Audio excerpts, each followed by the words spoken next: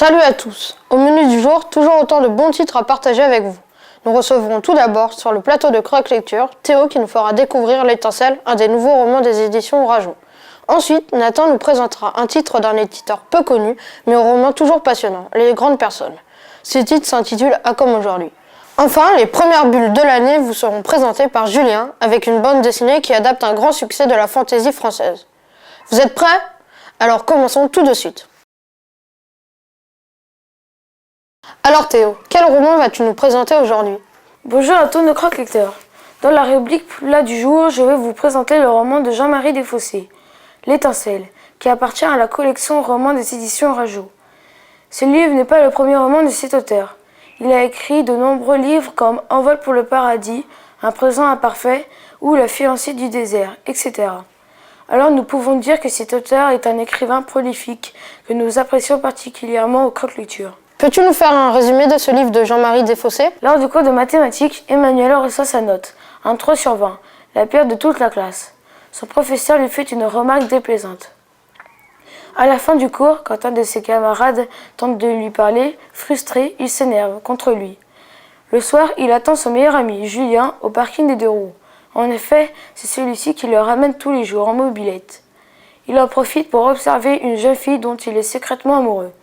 Il apprend son nom, Sabine. Pas de chance pour Emmanuel, elle sort déjà avec un garçon, le fils de son professeur de maths, qui lui, a la chance de posséder une moto flambant neuve. Il n'a donc aucune chance de rivaliser avec lui. En plus, il n'est qu'un élève qui suit une formation pour devenir soudeur dans un lycée professionnel. Il désire être comme son père, lui aussi soudeur, décédé quand il n'avait que 4 ans. Pour essayer de conquérir le cœur de Sabine, il décide de retaper la mobilette de Julien, avec un nouveau pot d'échappement et une nouvelle peinture. Mais tout cela lui coûte cher, plus de 250 €. Mais quand la mobilette est rénovée, il doit avouer à Julien qu'il est amoureux de Sabine. Malheureusement, celle-ci n'apparaît plus à la sortie du lycée. Un soir, M. Lalou, le professeur de soudure, annonce à Emmanuel qu'il a un projet pour lui en collaboration avec un élève du lycée artistique. Mais alors qu'il va refuser, quelle n'est pas sa surprise quand il apprend que Sabine, en fait, est l'élève choisi. Il finit donc par accepter la proposition de son professeur. Ils doivent se revoir le mercredi et le samedi après-midi pour le plus grand bonheur d'Emmanuel. Après ce résumé très intéressant, j'attends que tu nous dises si tu as aimé ce livre. En effet, tu as deviné Guillaume, j'ai beaucoup aimé L'Étincelle. Tout d'abord, premier point positif de ce roman. On a affaire à un magnifique roman tranche de vie qui, vous l'aurez compris, raconte le quotidien d'Emmanuel. On suit la vie de cet adolescent qui ressemble beaucoup à d'entre nous. On peut donc facilement s'identifier à ce personnage. En effet, il vit seul avec sa mère. Il a eu le malheur de perdre son père quand il n'avait que 4 ans. À l'école, il est un élève que l'on pourrait considérer comme mauvais. On le voit dès le début du roman qu'il reçoit sa note, la plus mauvaise de la classe. Il en est très frustré, notamment à cause des remarques désagréables de son professeur de mathématiques. Pourtant, la passion d'Emmanuel pour la soudure est vraiment très originale. Sur le blog de l'auteur, on découvre qu'il a lui-même suivi une formation sur le sujet, ce qui accroît le réalisme. Ainsi, les techniques utilisées pour la réalisation du projet de Sabine sonnent toujours très justes. Ensuite, l'histoire d'amour entre Emmanuel et Sabine est vraiment très belle. On sent dès le début qu'ils sont faits l'un pour l'autre, même si Emmanuel cache à son meilleur ami ses sentiments. Il veut garder une certaine part d'intimité. Tous les deux forment un très beau couple. Si lui est plutôt manuel et elle intellectuelle et artistique, leurs échanges vont leur permettre de s'améliorer. Emmanuel fera la preuve petit à petit d'un sens esthétique qu'il ne soupçonnerait pas. Leur histoire d'amour sera bénéfique pour tous les deux. Enfin, le thème de l'échec scolaire est bien mis en valeur. Il ressort dans ce roman que je suis tout à fait d'accord avec l'auteur, qu'il y a plusieurs sortes de réussite. Chacun doit trouver sa voie, qu'elle soit scientifique, artistique ou manuelle. Ce roman est un discours très positif qui parlera et plaira à tous.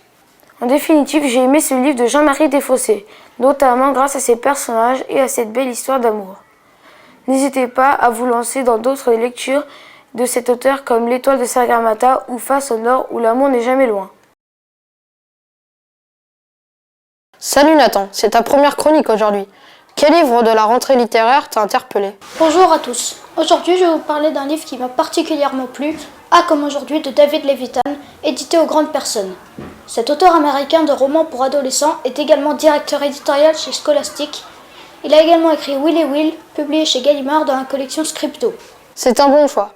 J'aime beaucoup les titres des grandes personnes, depuis le roman Dans la nuit blanche et rouge de Jean-Michel Paillet. De quoi parle celui-ci? Chaque matin, A se réveille dans un corps différent. Dès l'instant où il se réveille, il doit déterminer qui il est. La biographie, une information très utile, surgit d'une partie de la tête qui n'est pas la sienne. Il a remarqué qu'il ne peut être deux fois la même personne. A ne pouvant lutter contre ce cruel destin, il l'accepte et s'impose même quelques règles. Ne pas s'attacher, ne pas se faire remarquer, ne pas s'immiscer dans la vie de l'autre. Seulement un jour, le 5994e, où il se réveille dans le corps d'un adolescent prénommé Justine, tout va changer pour lui.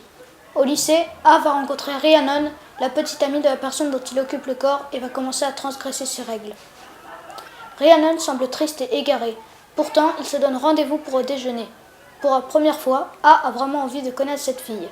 En effet, ne pas chercher de lien durable est extrêmement pénible, car il ne doit laisser aucune trace. Pourtant, aujourd'hui, il attend avec impatience le déjeuner. A lui propose même de ne pas rester au lycée et d'aller ailleurs. Rhiannon, surprise du comportement de Justine, accepte d'aller à la mer. A sent que quelque chose est en train de se passer entre eux. Pendant le trajet, elle est surprise car elle chante ce qui n'est pas dans les habitudes de Justine. Ils profitent de leur journée à la plage. Le soir venu, elle l'embrasse et lui avoue que c'est le plus beau jour de sa vie. Pour A, c'est le début de l'aventure. A, chaque nouveau corps qu'il possédera, il tente de retrouver la fille dont il est amoureux.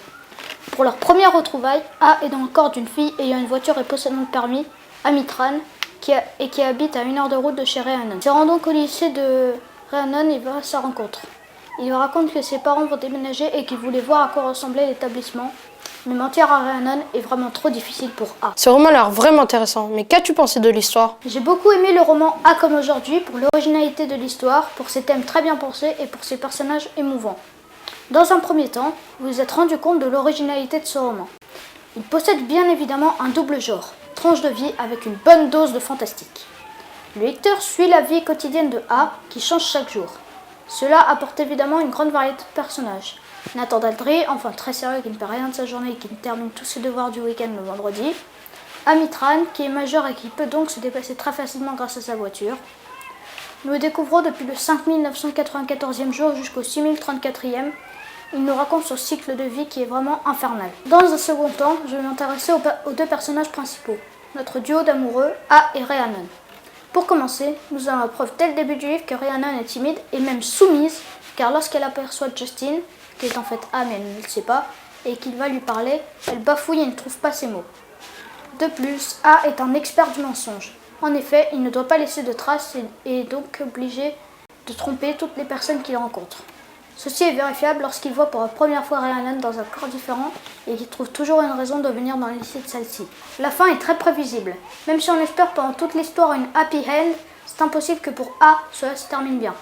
Condamné à vivre pour l'éternité sous cette malédiction, le livre nous montre 40 jours, mais pour A, c'est un cycle sans fin. Il ne possède pas de passé propre ni de futur, jamais il ne pourra vivre normalement, connaître la douceur d'une mère et d'un père qui seraient les siens. Il est toujours obligé de vivre avec le changement, avec pour seule habitude le transfert vers un nouveau corps tous les soirs à minuit. S'il essaie de ne pas s'endormir, il connaît alors une grande douleur et est extirpé du corps. Une vraie malédiction. Pour conclure, j'ai énormément apprécié ce passionnant livre que je conseille à tous ceux qui sont plutôt bons lecteurs. Au terme de mon analyse, je n'ai trouvé aucun élément à reprocher à ce roman, vraiment un indispensable. Nous terminons ce JT avec la rubrique Les Bulles, dans laquelle nous faisons découvrir des bandes dessinées. Julien, tu as nous présenté La Quête des Willan, mais ce n'était pas un roman d'abord? Bonjour les croque-lecteurs. Aujourd'hui, je vais vous présenter la bande dessinée intitulée La Quête des Willan. Et oui, vous avez bien entendu, cette histoire vient de sortir en BD. Elle est déjà parue en roman. C'est une œuvre de Lilian qui a adapté le roman de Pierre Bottero et de Laurence Baldetti au dessin. C'est un livre édité par Glénat alors que le roman l'était chez Rajou. Raconte-nous l'histoire de cette bande dessinée.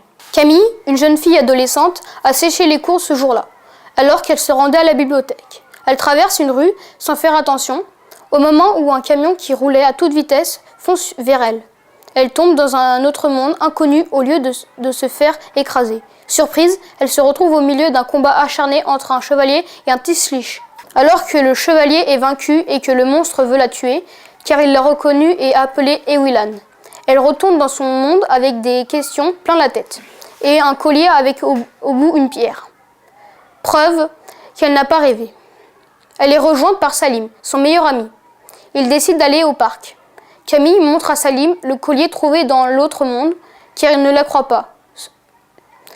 Mais étrange, quand Salim essaye de toucher le collier, il ne peut pas. Car il approche aux mains de l'objet, elle se paralyse, celui-ci est étonné de ce phénomène. Quand un groupe de 4 jeunes viennent les embêter, Salim et Camille décident de partir plutôt que d'avoir des ennuis. Soudain, Camille se met à imaginer une scène où le groupe de garçons tombe du banc. Et cela se produit. Camille reste fascinée par cette idée. Le soir venu, alors qu'elle est dans sa chambre, Camille entend un bruit dans le jardin. Soudain, une tentacule brise la vitre. Blessée et sonnée, Camille se rapproche de la vitre cassée et voit une affreuse bestiole aux tentacules s'enfuir à cause des 2 chiens de garde. Le lendemain, elle raconte son accident à Salim. Pendant le cours de français, sur le tableau, un dessin apparaît. C'est l'image que Camille vient tout juste d'imaginer. Salim commence à croire Camille et la ramène chez elle. Quand il entend Camille crier dans son jardin, il vient tout de suite à son secours. Malheureusement, ce sont encore 3 monstres à tentacules. Alors qu'ils vont se faire attaquer, ils tombent dans le monde inconnu. Mais qu'as-tu pensé de cette adaptation? Est-elle réussie? Oui, Guillaume. J'ai bien aimé la BD La quête d'Ewilan. Comme j'avais apprécié la trilogie de Pierre Bottero, le travail effectué par Lilian et Baldetti est une vraie réussite. En effet, ma première crainte était de voir l'univers créé par Pierre Bottero différent de celui que j'avais pu imaginer pendant ma lecture. Mais je n'ai pas été déçue. Alors, bien sûr, je ne voyais pas Salim avec des dreadlocks, ou Camille m'a paru vraiment très jeune. Enfin, on sait toute la difficulté de rendre visuellement un roman, que ce soit au cinéma ou en bande dessinée. Tout d'abord, j'ai adoré les dessins, et cela depuis la première de couverture, dont l'illustration donne vraiment envie de se jeter dans cette histoire. On y découvre Camille, entre les 2 mondes, tenant la main le fameux collier. Ce que j'ai préféré, c'est la mise en couleur, qui est pour moi le point fort de cette adaptation. On a le droit à des décors de toute beauté, entre notre monde quotidien et celui que va découvrir peu à peu Camille. Ce dernier présente une faune et une flore très riches et très intéressantes qui sont parfaitement rendues dans cette bande dessinée. Enfin, dernier point positif de cette adaptation, ce sont les personnages. Le duo constitué par Camille et Salim fonctionne à merveille. Camille, qui est le personnage principal de cette BD, vit dans les quartiers chics et bourgeois de la vie. Mais elle se trouve dans une famille adoptive avec une mère qui l'oblige à rester dans sa chambre. Pendant ses aventures, elle montrera qu'elle est courageuse, intrépide et très intelligente. Puis vient Salim, qui vit dans la cité des fleurs. Il est l'aîné d'une famille nombreuse et a des origines camerounaises. Il est le meilleur ami de Camille et l'aidera dans sa quête. Ainsi, quand elle lui raconte son premier voyage, s'il est sceptique au début, il se laisse convaincre, prouvant son soutien à Camille. En définitif, l'adaptation du roman de Pierre Bottero en BD par Lilian et Baldetti est vraiment originale. Elle mérite d'être lue par les amateurs de la trilogie ou par ceux qui veulent lire tout simplement une bonne BD. Je vous souhaite donc une bonne lecture qui vous emportera dans la version visuelle du monde de Gwenda Levire. Ce JT est maintenant terminé. Notre prochaine émission sera un JT très spécial que j'animerai en compagnie d'Amandine pour notre coup de cœur de la rentrée. Mais je ne vous en dis pas plus, vous êtes malgré tout prévenus. Allez, à la semaine prochaine à tous nos croque-lecteurs, anciens comme nouveaux, qui nous suivent chaque semaine. Bye!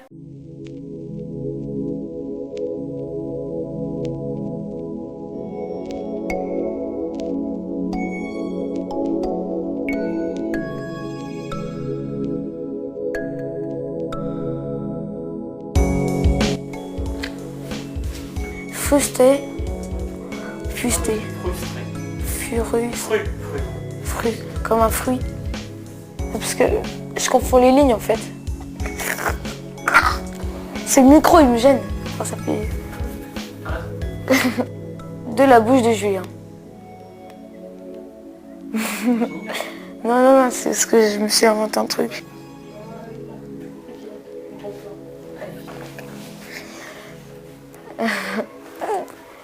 Tout